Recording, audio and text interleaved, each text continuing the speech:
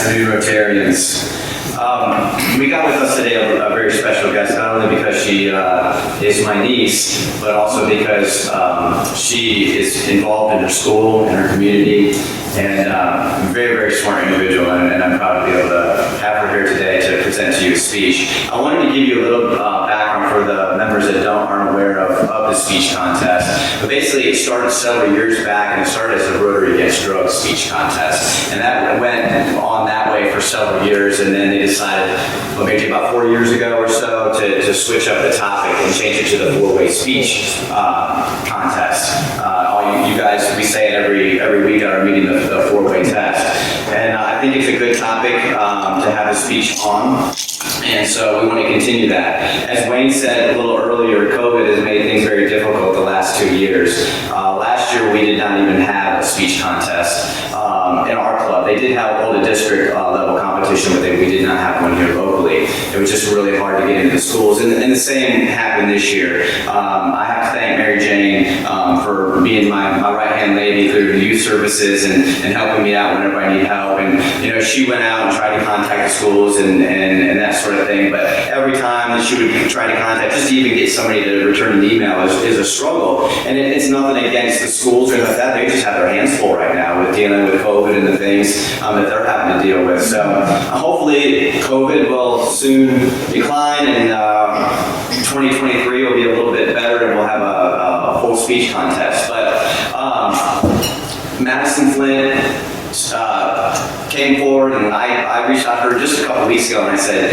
we're having a really hard time. Again, we're not getting any of our schools involved. And normally the schools that we have involved are our local schools, and the way it normally works is the contest is held within the schools.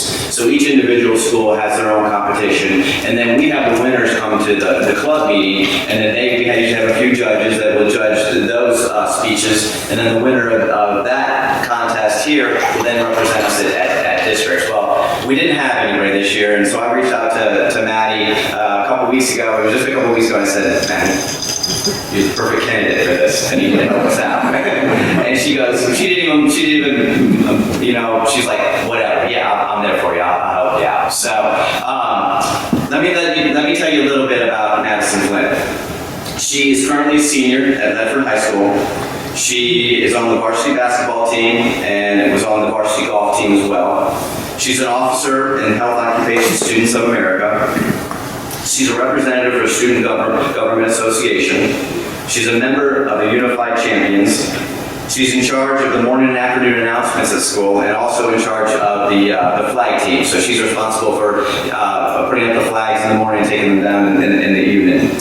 But get this. She was selected as one of 8 outstanding seniors out of 185. I think that's pretty awesome.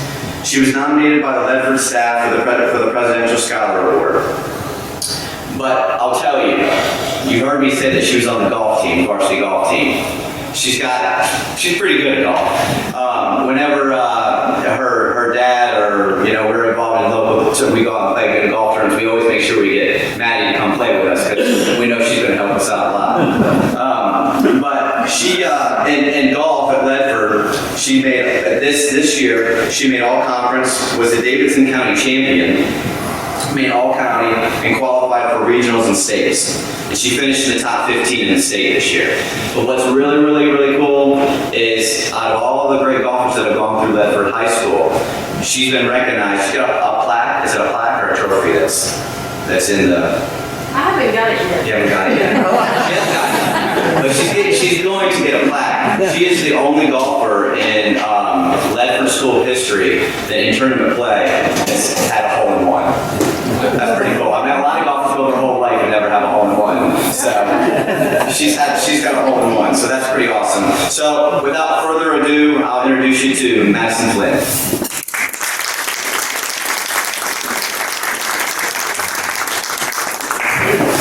Thank you, everyone, and everyone on Zoom. Hello.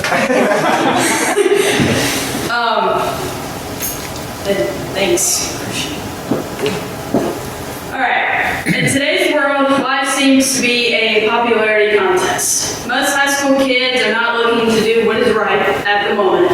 They are doing what looks popular at the moment. And give or take, 90% of the time, time, their choice is not led by the truth. Every kid has this dream of fitting in with everyone else, being praised among all peers, and having all the friends possible. So in what type of world does the truth really matter at the moment?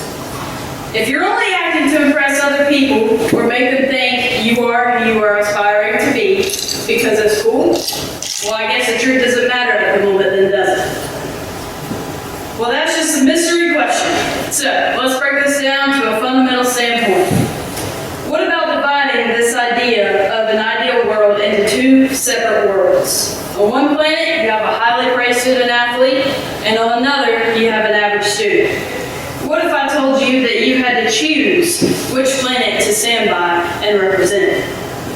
Today, I'm going to describe exactly how the four-way rotary test helped me choose which world I chose to represent.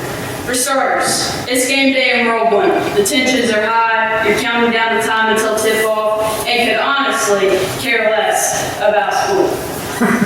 In World 2, it's just another day with the same average stuff. But above all, being an average student in World 2, there's nothing more you hate than game day. Well, if you can't picture what happens when these two worlds are combined into one day, here's what reality looks like. I was in the hallway at Lefford High School accompanied by a teammate and a best friend. I have been teammates with one for 10 plus years and best friends with the other for 10 plus years as well. Well, there was an altercation that happened between the two, and of course the cameras were really no help. The cameras showed three girls in the hallway outside of the bathroom. One, a student athlete with a different sexuality.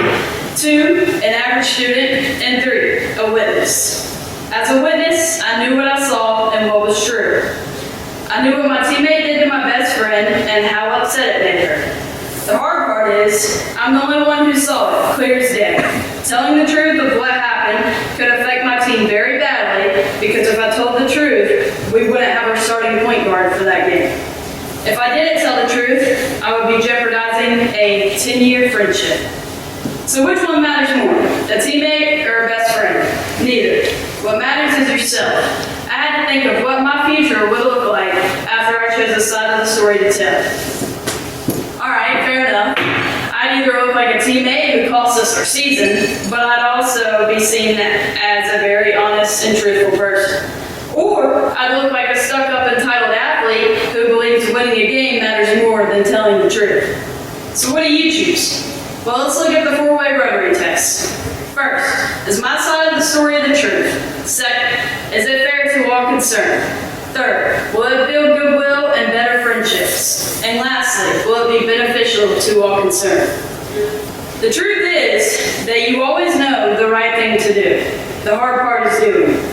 I knew what I saw was true, and if I did not tell the truth, it would not be fair to my best friend, or importantly, myself. If I did tell the truth, it would not be fair to my concerned basketball team. And now the third step is what really made me think. Will telling the truth build goodwill and better friendships? If I tell the truth, I lose a teammate and probably all the remaining games in the season. If I don't tell the truth, I lose a best friend and my self-integrity. So here's what I did. When I went in to give my statement, I told them exactly what I saw happen with the mindset of, you were on camera as a witness, and I would not be caught lying on camera. I chose to tell the truth. My teammate was very upset, but could see why fending for her would jeopardize myself. Telling my side of the story was the truth. It was fair to my concerned basketball team, because at the end of the day, the truth matters more than a trophy. Want to know why? You earn more from a loss than a win, and that's any day. And in the end, it did build goodwill and better friendships. Yes, because to this day, I'm still teammates with one of them, best friends with the other, and most importantly, I stay true to myself. It was beneficial to all concerned. So, at the beginning of this speech, I asked you, in what type of world does the truth really matter at the moment? The answer is your world. You have to create the atmosphere that you want to live in when faced with adversity.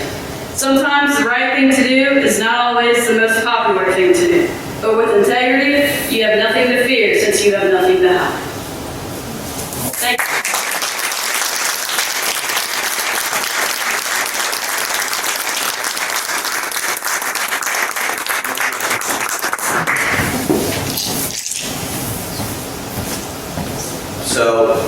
we appreciate that. That was awesome. Great speech. From the Thomasville Rotary Club, we want to present you with your certificate and appreciation for giving your speech and representing us at the district level, which she will represent our club at the district level later this month at GTCC. So we'll let you know how she does at that. But we appreciate you, Madison. Thank you so much. Thank you.